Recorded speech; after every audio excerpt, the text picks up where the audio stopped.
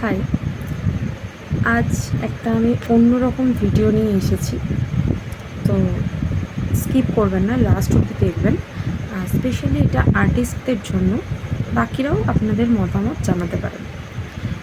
তো আমি যে কারণে মেন ভিডিওটা করেছি, যে আমি জানতে চাইছি যে সমস্ত আর্টিস্টরা আমার পেজে বা প্রোফাইলে আছেন, যদি আপনাদের কখনো কোনো ব্র্যান্ড প্রমোশন করতে হয় তো আপনারা কোন আর্ট ব্র্যান্ডের প্রমোশন করতে পছন্দ করবেন।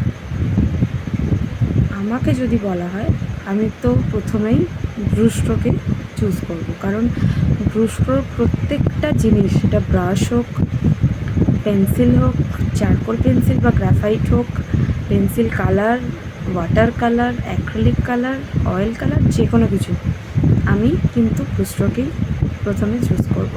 কারণ এটা বলতে পারেন, এটা আমার জন্য একটা ড্রিম ব্র্যান্ড। আর আমি অনেক দিন আগে একটা পোস্ট করেছিলাম, জানি না কারা কারা দেখেছেন। ব্রুস্টোর একটা কালার পেন্সিল আমি কিনেছিলাম, ওটা মোটামুটি 2000 এরকম দাম হবে। আর 72টা বোধহয় শেড ছিল।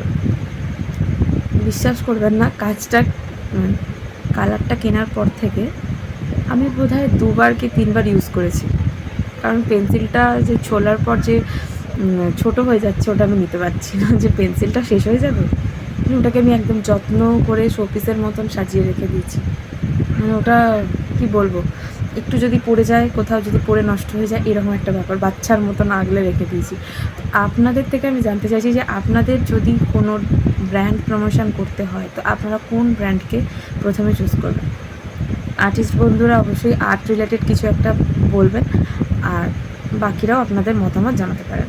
Thank you.